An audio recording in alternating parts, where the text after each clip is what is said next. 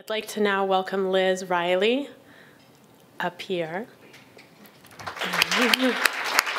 And Liz joined the MRF just this past year. We're thrilled to have her as part of the MRF as a development officer. And I think, being an OM patient yourself, I think you bring a really important perspective to the Melanoma Research Foundation in general.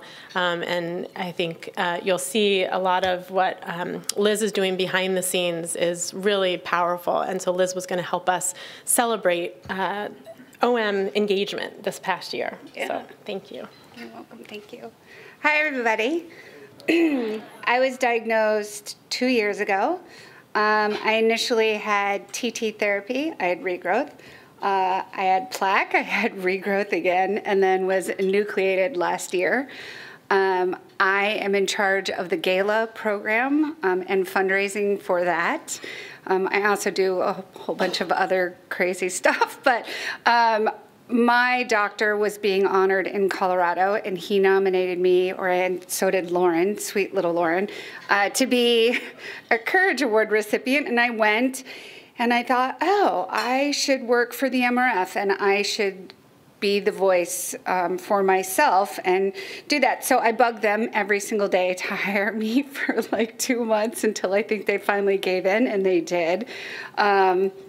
But that was my way of kind of fighting back from my OM to be able to say, this is what I can do in my community to teach people about OM and kind of bring awareness to it and meet amazing people like all of you and be able to do fun and amazing things. So I made a little slideshow for you guys.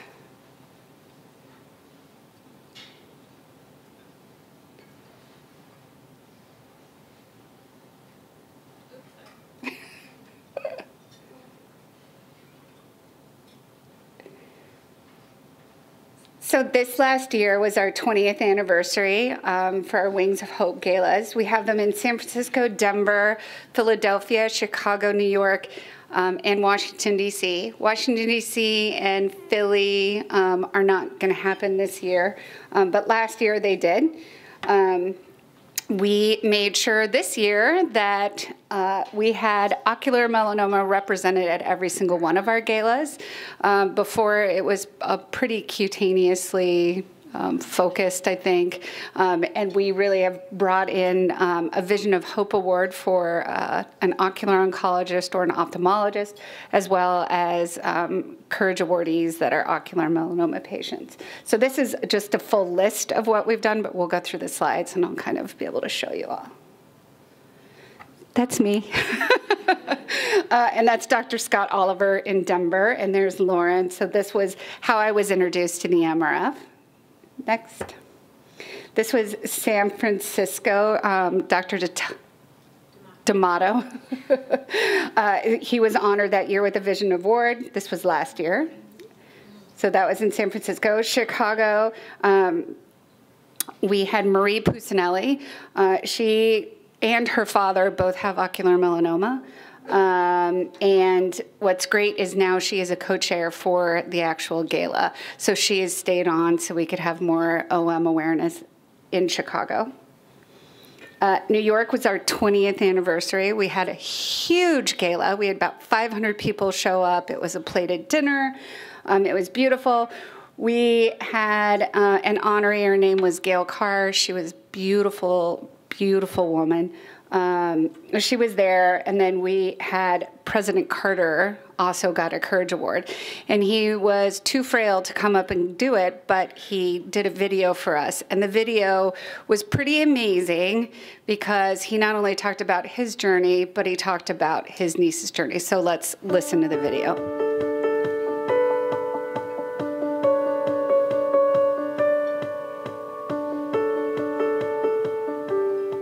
I'm honored to accept the Courage Award and to celebrate the 20th anniversary of the Melanoma Research Foundation. As many of you know, a little more than a year ago, I was diagnosed with melanoma that had reached my liver and brain. What many of you may not know is that this is not the first time melanoma has touched our family.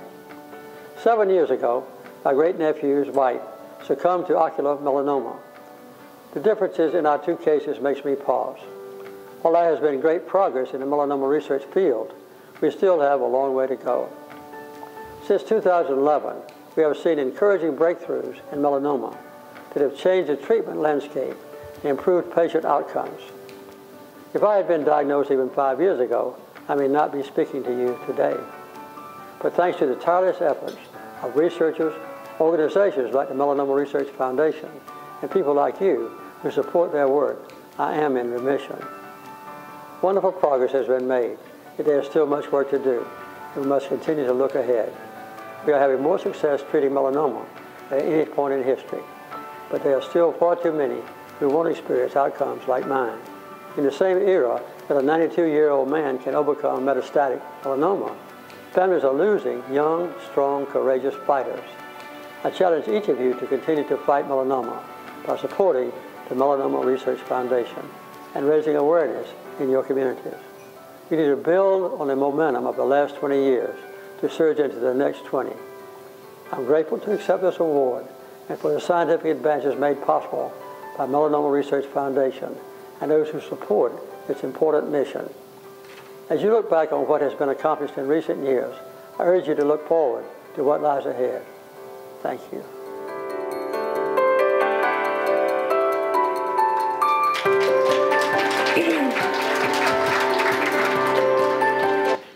So when they played that, the first time I saw it was actually at New York at the gala, and I broke out in tears because I just was floored that he brought up OM, and it was, I think so many people weren't aware, and it brought such awareness to it. So I thought that was such a celebratory moment for us, and thought it was great. Also in New York, we came up with an I Get Dilated photo drop that now goes to every gala with us. So it's got a hashtag on it for all the people that like to tweet or do any of the social media things to try to create more awareness around that as well. This was Philadelphia. It was our first OM-focused gala. We honored Dr. Sato and quite a few melanoma Courage Award recipients like Sheila Levine, Terry Willoughby, and Melissa Greenhut. So this was such a fun night. I can't even tell you guys. So there's everyone. See, there's Sheila. And there's Lauren. There's me on the end. There's Sarah. This is us in New York. So some of these photos are just us having fun. So then there's Miles for Melanoma. See, there's me again. Miles for Melanoma is another program that we do to raise funds and awareness around melanoma and ocular melanoma. This is our 5K that happens in cities across the United States. A lot of them are patient started and kind of ran. Some of them are run by us, but a lot of them are started in patient, like DIY your own fundraiser. So this is the one in Denver. You can get involved in your city if you feel like you like to walk or something like that by creating an OM team. Just to let you know, the OM teams at all the Miles for Melanoma total raised more money than any other specific groups out of all the walks. They were the top fundraisers at every single walk that we had. So kudos to you guys. So we had 14 events total, 18 total OM teams, 256 participants. We raised $55,000 in 2015, and last year we raised $75,000. So huge increase in last year, and I think each year we'll just keep getting better. The Miles seems to be doing really, really well, and it's an easy way to go out there. There's no charge to sign up and start a team. You can walk, you can sit on the sidelines and have your friends walk for you. But it's a really fun thing to do. I was the last person to finish at ours, literally. I had had my nucleation like 2 weeks before, so I was very slow, but I did it. And it was such an amazing day. I loved it. So that's what you can do in your area. This is where we had them all last year. This year, we've cut back on our cities, but if there's something maybe you want to do in your city, yeah. Yes. So if you don't see your city on our website and there's something that you feel like you want to do in your community, you can reach out to us at any point in time, and we'll be more than happy to put that together for you and help you out with any materials that you might say you want to do a golf tournament or something like that. We're more than happy to support you with that. So these are just Miles events across. These are some of the teams that we had. Boston. Cleveland.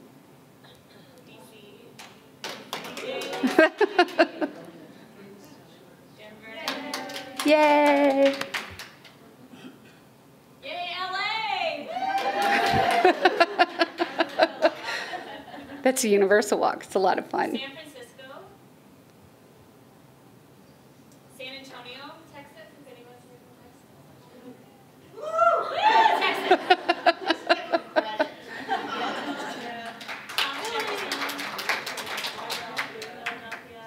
Where is that? Philly. Philly. New York. New Jersey. Huntersville and Raleigh.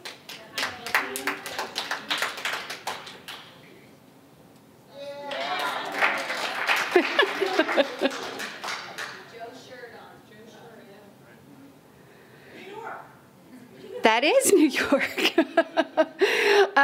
So then we had Curo Unite, which was also part of the walks when we had teams together and other fundraising things that we've done across the United States.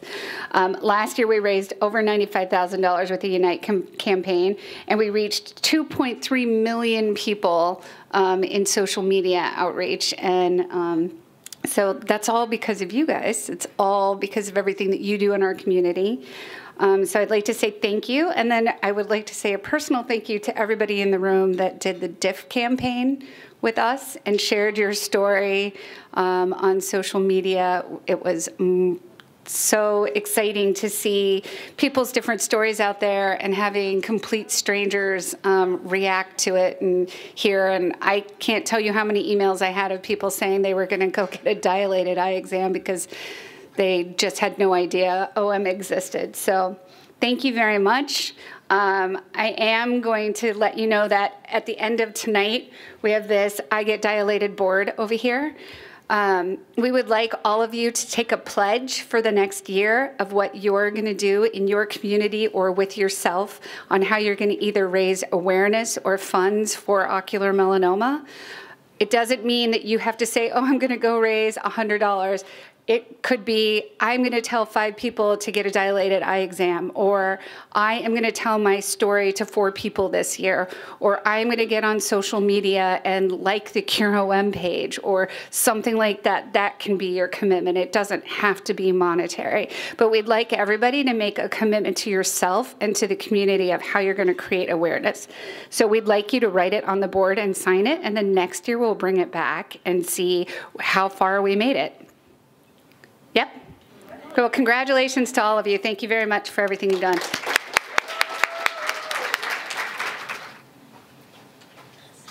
Thank you, Liz, for that. And just to close a loop on the CureOM Unite campaign that Liz mentioned, the first year that we had the CureOM Unite campaign, 2015, many of you are probably aware that we were raising money as part of that campaign to support a research grant. So that grant was awarded to Dr. Andrew Applin at Thomas Jefferson University, and he's going to be here tomorrow. He's speaking about his research that was funded by all of you through that grassroots fundraising initiative. So thank you to all of you. And you will hear about the research that he's doing through that. That was also, we also had our first patient and family grant review committee as part of that year. And so we had patients and family members from the community review the proposals alongside the scientific review for the first time, which I think was really successful. And we hope to replicate that in coming years. And then the second year that we ran the CureOM Unite campaign was this past year, and as many of you know, and we'll hear an update again tomorrow, that money is going to the development and implementation of what will start out as a national ocular melanoma patient registry. But don't worry, for all of you in the audience who are not from the US, we already are starting to talk with advocacy groups in other countries to make that an international patient registry, but we'll start with the implementation first in the US. So that, again, is an initiative funded by all of you through these grassroots fundraising efforts. And so I hope you take Liz's request to make a pledge really seriously, because these little changes of, and they don't have to be monetary, but everything adds up and snowballs and really makes a difference. And I think that we've seen that from the ocular melanoma community over the past many years. So just want to give a round of applause to everyone here for helping to make all of that possible.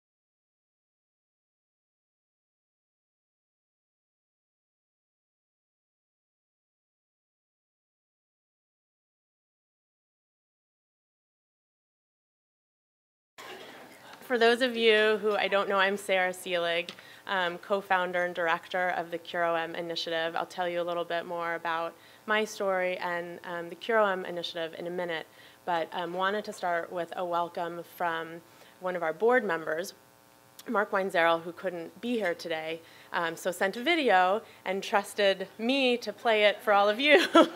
So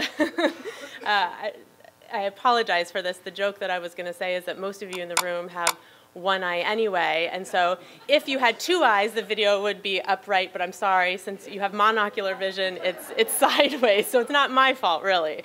But so we'll start with a welcome from Mark, and then hopefully the rest of the slides will be correct the rest of the day. Welcome. My name is Mark Weinzierl, and I'm one of the board members for the Melanoma Research Foundation.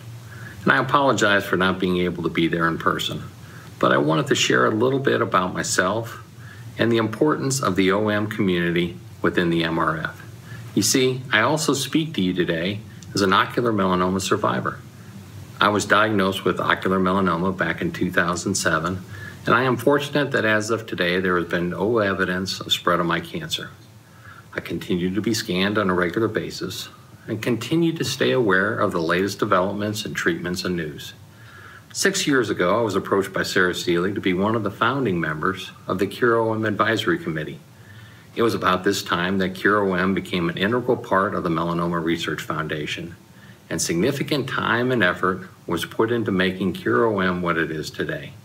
Through the years, CureOM has invested significant time and money into educational events such as this symposium, as well as being at the forefront of some of the leading research related to ocular melanoma. Last year, I was asked to join the MRF board as a director, where I have the opportunity to impart the experiences and issues that face the OM community directly to the wonderful group of directors at the MRF. We are all hoping for a cure for this disease, and the folks that have put on the symposium have put together a terrific agenda. I hope you enjoy the weekend and learn more about some of the great strides that are happening. Thank you.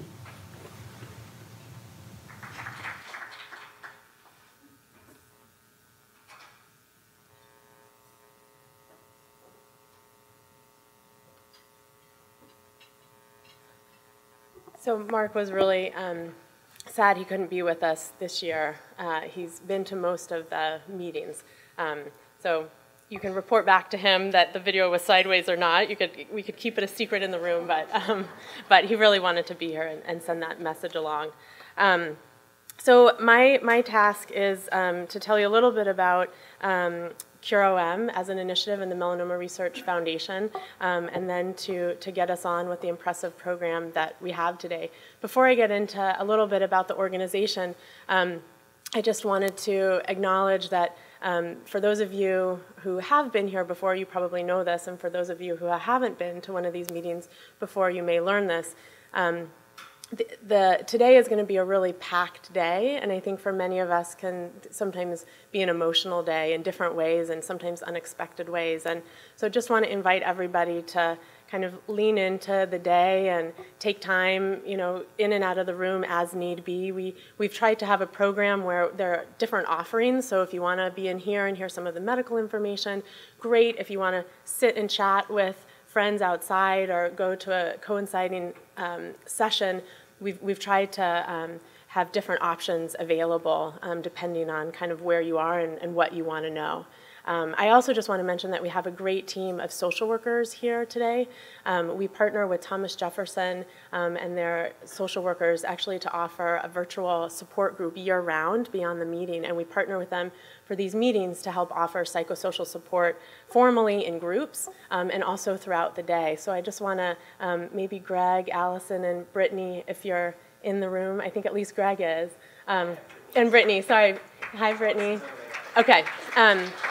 So just want to thank you guys for all that you do, and also for folks just to know that you're here and you can seek them out at any point if that's helpful. And then there's going to be MRF staff here throughout the day. So two of us are here this morning. Lauren Johnston in the back, CureOM program manager.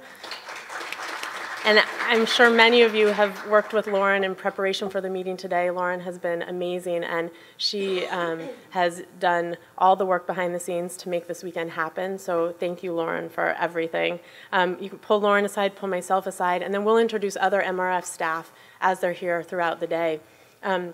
This is our 6th annual meeting, which is really exciting. And the first time, actually, that we're partnering this meeting with the MRF Advocacy Summit in Hill Day. We wanted to be in DC this year. Mary Antonucci, who you'll meet later, is the Director of Advocacy for the Melanoma Research Foundation and has developed just a really impressive advocacy initiative within the MRF.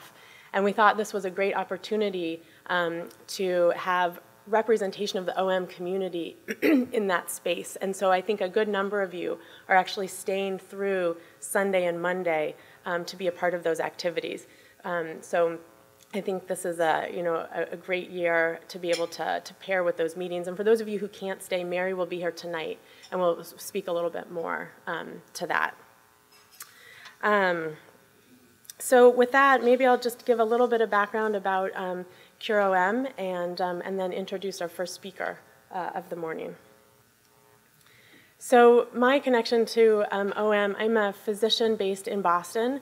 Ocular melanoma is not my medical specialty, but it became so, I think, like many of you, when my husband Greg was diagnosed with the disease. And this is always a hard part of this meeting, is standing up here without him. Because the first meeting, we were standing up here together. Greg was diagnosed in 2006 and diagnosed with metastatic disease a year later. And he fought for about 4.5 years before he died. And I hope what you'll see through the course of today is that what often feels like a hopeless situation and disease is not anymore. And there's so much hope and there's so much promise and so much has been accomplished in the 10+ years since Greg was diagnosed, thanks to many of you in this room. And so I hope that's the message that you take with you today. I think that's the message that Greg would want you to take with you. So I also wanted to put Juliana up here. She's the skin in the game for me still, and you may see her running around. I don't know how she'll process these meetings when she's old enough to know what they're about and Daddy's connection to them. But she is a great outcome of the life that Greg and I got to live even with OM. So a little bit about OM, or Cure OM. When Greg was diagnosed, as I mentioned, there wasn't much in the field and there weren't a lot of resources for patients. You're going to hear this morning from one of the first people who really believed in Greg and me and the need to pull the scientific community together and the patient community together. And Greg and I worked together in those early efforts and eventually founded the Cure OM initiative under the umbrella of the Melanoma Research Foundation in 2011. So Cure OM is not a separate organization, it's a program within the Melanoma Research Foundation. We have guidance of an International Patient and Family Steering Committee who are mainly here.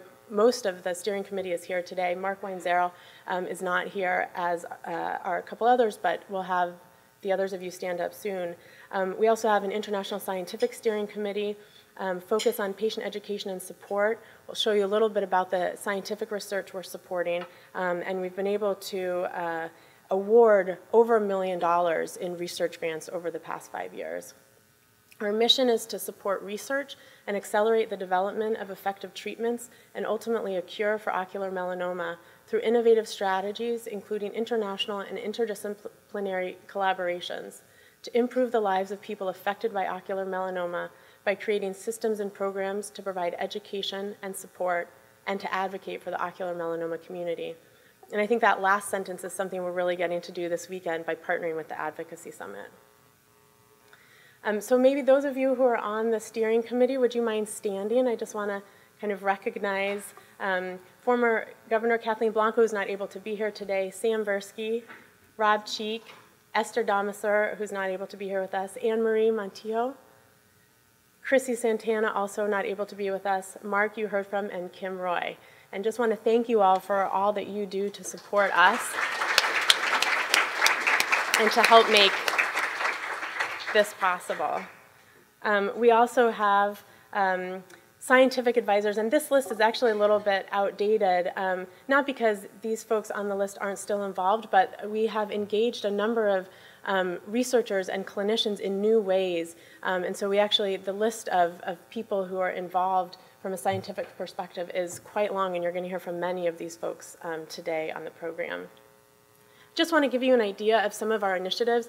I don't want to spend a lot of time on this. This isn't what you came here today, but just to give you a sense of what we're doing, and please find any of us to learn more, email us after.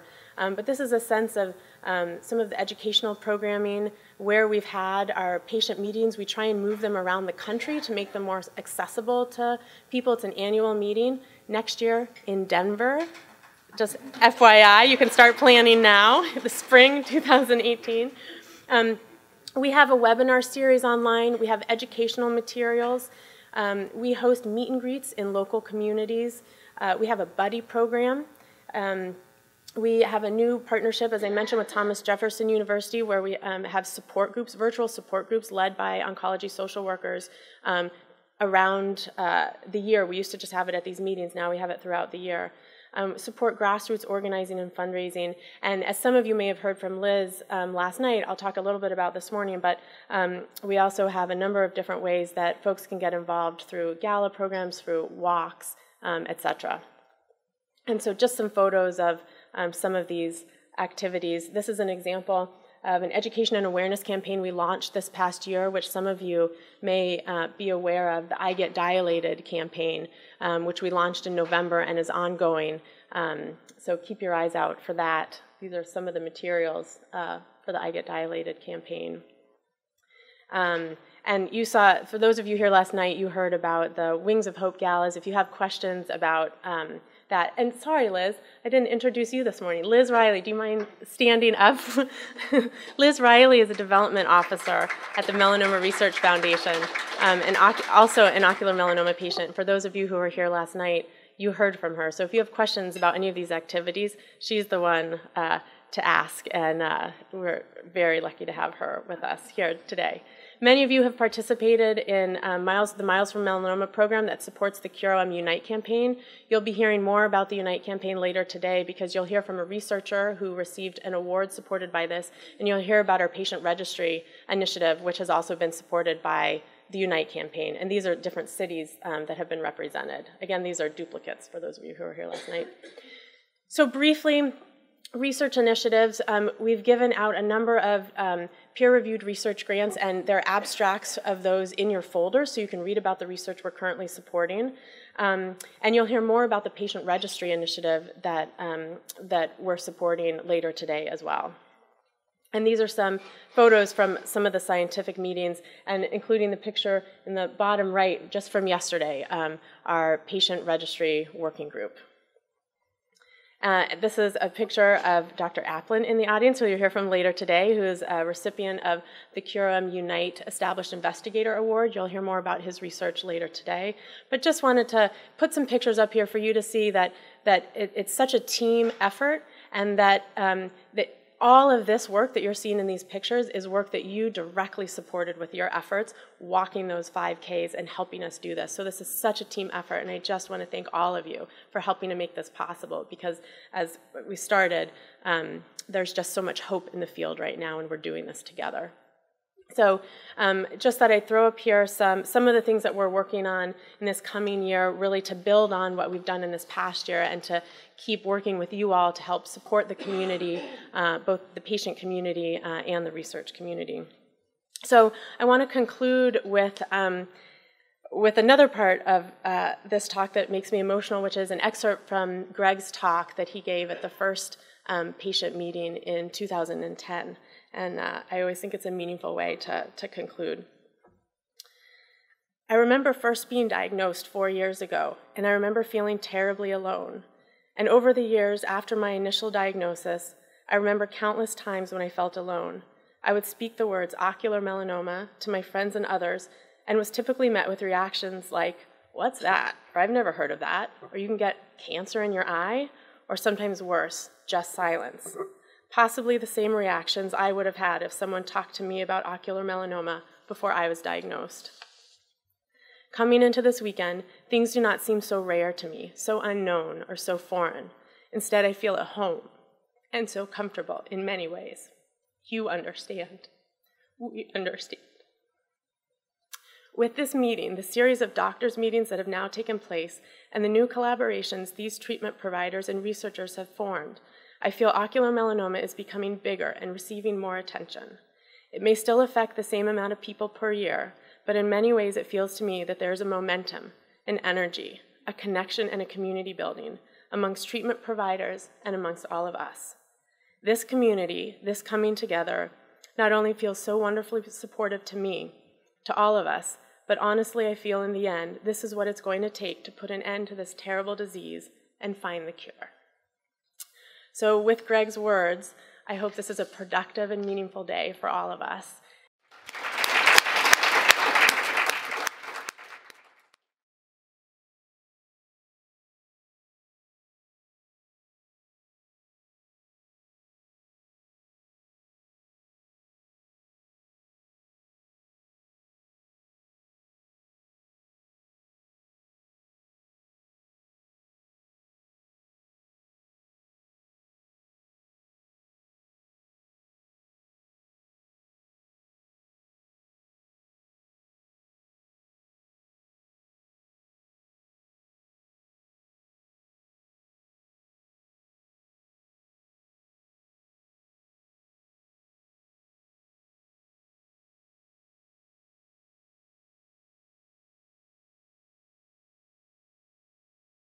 And I'd like to welcome Sam Barsky up to start us off with a patient perspective of her own. And Sam has just been such a strong advocate in the OM community. For those of you who don't know Sam, she's a force to be reckoned with. a wonderful friend, a strong patient advocate, a wife, a mother to 3 beautiful kids. And Sam, we're so grateful for all that you do in the community, and I'd like to welcome you up.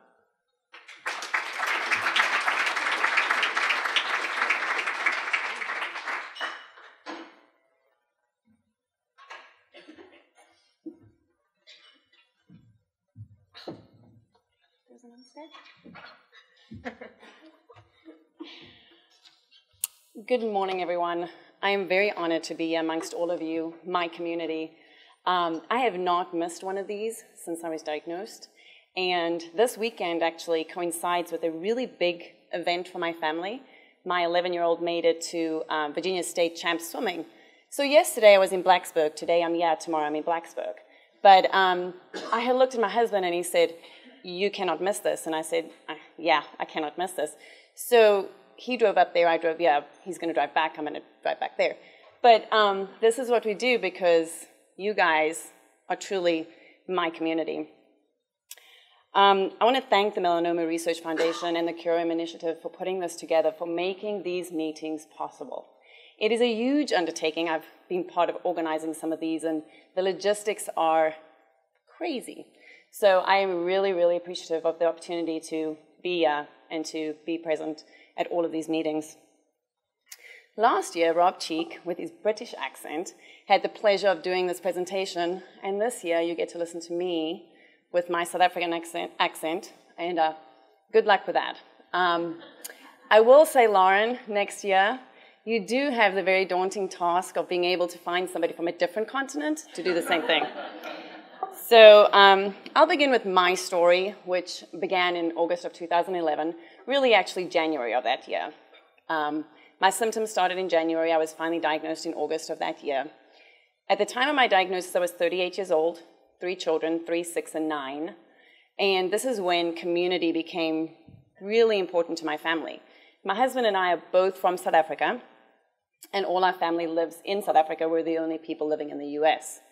My trips to Philadelphia would never have been possible without my community of friends. I had a group, and when I mean a group of friends come over to my house when I was first diagnosed to tag team my 3-year-old. He had never been away from me, and he just didn't need to be missing mommy at that moment. So it took a group of them, and I think a lot of trips to Target, but yeah, it took a group of them. And I remember, like the rest of you, feeling alone and not really knowing what to do with my diagnosis. Looked at my 3 kids and I thought, gosh, you know, I got to live. This is something that I have to do. So in 2012, I was amongst a group listening to a presentation about some very dismal research and statistics about ocular melanoma. At that time, the presentation had no information about OM-specific research. I looked at other people in the room and thought, wow, nobody is doing any research specific to ocular melanoma. So a group of us fled the room and met in a bar. That was how we dealt with that. And so I was very grateful for meeting my first sort of OM community, and I left there feeling grateful for that, but also very, very determined to find a group of individuals that were wanting to advocate for the OM community, and were determined to find anybody who wanted to fund specific OM research. I found that group. I found them in Philadelphia in 2012, in June, at the Eyes on a Cure OM meeting. Since then, I've had the privilege of being able to helping to organize the LA conference and becoming a part of the steering committee. And in the 6 years since the launch of the MRF's Curium initiative, the vision has remained steadfast. I am amazed at how much has been accomplished in the space of time. I'm very, very excited for all the progress. We are truly a community united for the research and education of ocular melanoma. To date, Curium has held nine, that's a lot, international, interdisciplinary, scientific meetings to increase the coordination and collaboration in the OM field, and they bring in outside scientists who specialize in a synergistic field. In a rare cancer community, that is quite astounding. to bring in scientists, physicians, researchers in one room speaking about ocular melanoma and wanting to look for better treatments and eventually a cure. CureM has also co-sponsored meetings with the Society for the Melanoma Research Congress and the National Cancer Institute. Over the last 5 years, CureM has funded $1.2 million in OM research and supported 7 research grants. And I'm going to pause here because people kind of glibly say that, $1.2 million. Well, in 2012, when I was listening to this researcher tell me about how there were no OM-specific research grants, there was nothing really being done in the OM field specific to OM, I thought, why? And how can we make this possible? And I thought, what are the possibilities? Well, the possibilities are now. But I also thought to myself, is it going to be possible? Who is going to want to listen to a tiny, tiny community of rare eye cancer patients when there are so many bigger cancers than so many more numbers out there than us? And here we are, $1.2 million later in 5 years. So what can we do next? Recently, CureM assembled a patient and caregiver grant review committee to